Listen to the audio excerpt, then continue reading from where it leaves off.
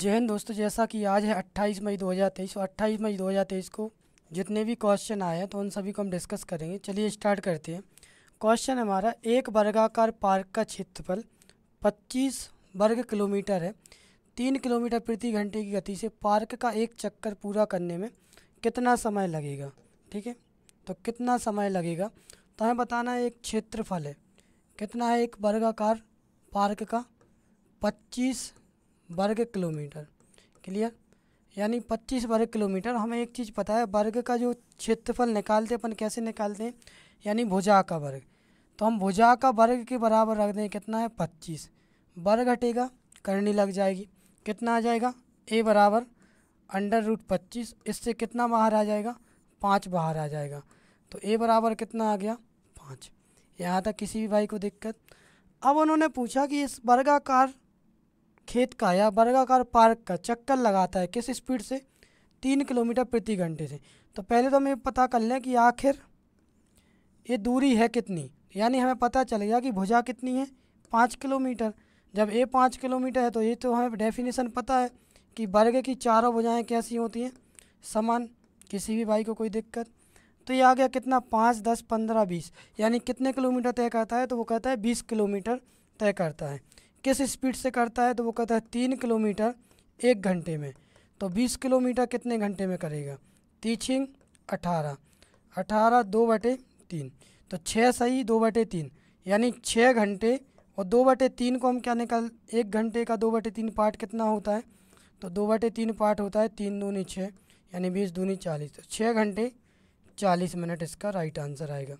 अब देखो, इसे डिटेल में नहीं करा सकते क्योंकि आपको ही पता है प्रैक्टिस कर रहे हो, प्रैक्टिस में ऐसे ही करने पड़ेंगे आपको एग्ज़ाम में। ठीक है, और ये थोड़ी ना आपको बनाने हैं। ठीक है, इसके बाद अगले क्वेश्चन पे चलते हैं। अगला क्वेश्चन हमारा ये रहा। इसके पहले हम आपको एक जानकारी दे दें तो भाई, कि जिस भी भाई का एग्ज़ाम होता जा रहा है तो आपके सामने व्हाट्सएप नंबर है 7697716756। तो इस पर आप लोग क्वेश्चन सेंड करते जाइए, क्योंकि उसमें आपकी भी मदद हो जाएगी और जो भी आपके छोटे भाई बहन हैं उनकी भी मदद इसमें होती जाएगी। ठीक है, और हमारा जो ऑफलाइन क्लास का एड्रेस है, अवनी मेडिकल के ऊपर, झंडा चौक, गोपालगंज सागर। ठीक है, आप कभी भी 24 घंटे ओपन रहती है। ठीक है, कॉल कर सकते हैं इस नंबर पे। ठीक है, ये तो व्हाट्सएप नंबर है। बाकी आपको इस पर क्वेश्चन भेज देना, जिसके भी आपके फ्रेंड वगैरह भाई बहन के भी हों, तो उनसे ही बोलना कि मैथ्स के क्वेश्चन तो कम से कम यहाँ पर सेंड कर ही दें। ठीक है, इसके बाद अगले क्वेश्चन पे चलते हैं। अगला क्वेश्चन है हमारा, यदि एक आयत की लंबाई और चौड़ाई में क्रमशः 15% और 20% की वृद्धि की जाती है तो आयत के क्षेत्रफल में कितने प्रतिशत की वृद्धि होगी। तो देखें भाई, क्या करना है हमें, यहाँ पर हमें देखना है आयत की लंबाई। तो इसका जो क्षेत्रफल निकालेंगे हम, क्या करते हैं क्षेत्रफल के लिए, लंबाई गुणित चौड़ाई। तो इसकी लंबाई भी 10 ले लो, चौड़ाई भी कितनी ले लो, 10 ले लो। तो लंबाई में कितने की वृद्धि होगी, 15% की। तो एक काम करो, लंबाई को 10 की जगह 100 ले लो, क्योंकि आप पॉइंट से बच जाओगे। ठीक है, देखिए लंबाई भी 10 ले लो और चौड़ाई भी 10 ले लो। ठीक है, तो यहाँ पर अपन 100 ले रहा है, यहाँ पर भी 100 ले रहा है। तो यहाँ पर उन्होंने बोले लंबाई में 15% की वृद्धि, यानी 15% की वृद्धि तो 115 होगा। चौड़ाई में 20% की वृद्धि तो कितना होगा, 120 होगा। इनका आपस में गुणा कर दो। 100 का वर्ग कितना होता है, 100 का वर्ग होता है भाई साहब 10,000।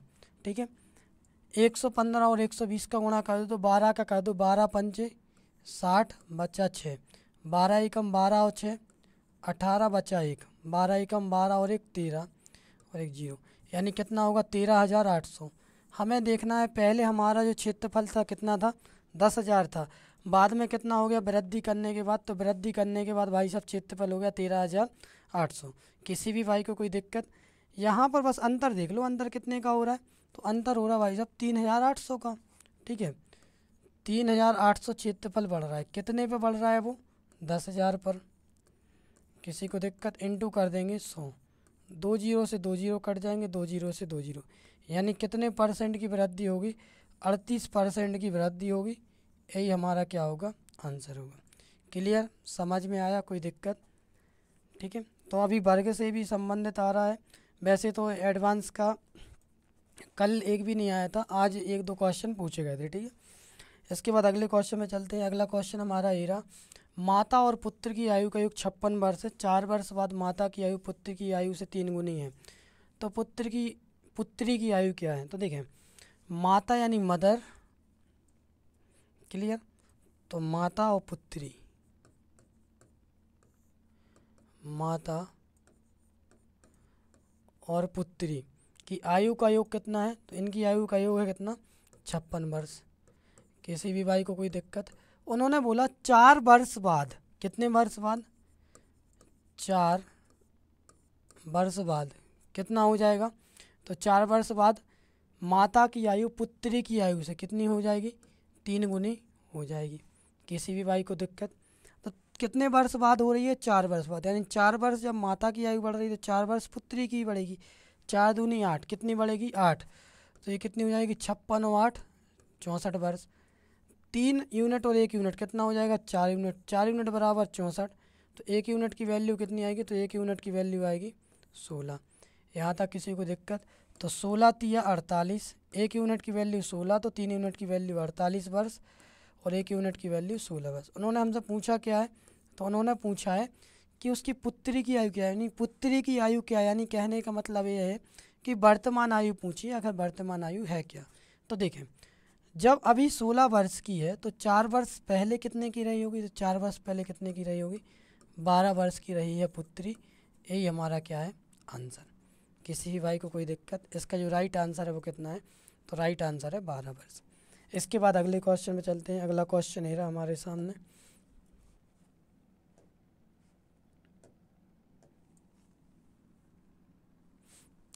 एक व्यक्ति ने 16% चक्रवृद्धि ब्याज पर 7500 रुपये उधार लिए। 2 वर्ष की समाप्ति पर कर्ज चुकाने के लिए उसे कितनी रकम देनी होगी? तो देखें भाई, यहाँ पर 16% को लेके है, तो हमें क्या करना है? कुछ भी नहीं, डायरेक्टली कर दूँ। पहले वर्ष का चक्रवृद्धि ब्याज कितने रुपए है? 7500। 7500 का पहला वर्ष और दूसरा वर्ष, ठीक है। तो यहाँ पर 16% और ये भी कितना? 16%। 7500 का 16%, 1% बचा 75।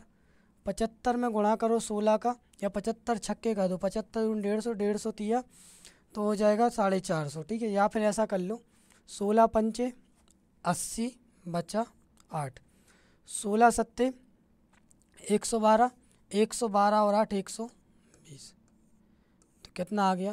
तो ये आ गया 1200। किसी भी भाई को दिक्कत? ठीक है। इसके बाद फिर से करो, 16% निकालो तो कितना अपन निकाल ही चुके हैं? 1200। अब इसका 16% निकाल दूँ, 1200 का ब्याज पे ब्याज दे दूँ, है ना। तो इसका 16% निकालेंगे तो 1200 का 16% निकाला, 2 जीरो से तो वैसे ही कैंसिल हो जाएंगे। 12 इंटू 16 करना है केवल। 16 दूनी 32 बचा 3, ठीक है। 16 एकम 16 और 3 19, कितना है? 192। किसी भी भाई को कोई दिक्कत? ठीक है। या फिर किसी को लग रहा 12 छिंग 72 बचा 7, 12 एकम 12 7 19, तो कितना आ गया? 192। उन्होंने हमसे पूछा क्या है? पर कर्ज चुकाने के लिए उसे कितनी रकम देनी होगी, यानी रकम देनी होगी का मतलब क्या बात है?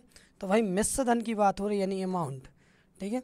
ये बिल्कुल भी नहीं बोला आपसे कि चक्रवृद्धि ब्याज। अगर बोला जाता कि चक्रवृद्धि ब्याज देना है तो आंसर आपका 12 12 24 और ये हो जाता 2592।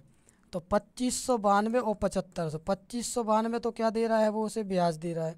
ऐसे जोड़ दूँ, 2 9 0 बचा 1 7 2 9 और 1 10, तो कितना देगा वो? 10,092 रुपये उसको चुकाएगा। किसी भी भाई को कोई दिक्कत? ठीक है। इसके बाद अगले क्वेश्चन में चलते हैं। उसके पहले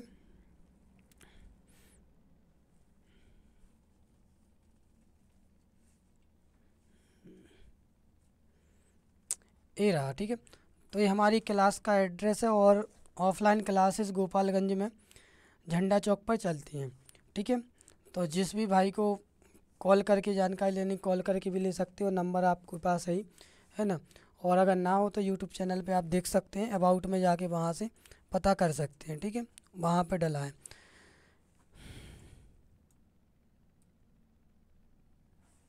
ठीक है। और एनालिसिस चल रहा है, जिसका भी भाई का हो तो बता देना किस कॉलेज में कहाँ है, तो अपन उनका भी एनालिसिस लेते जाएंगे, ठीक है।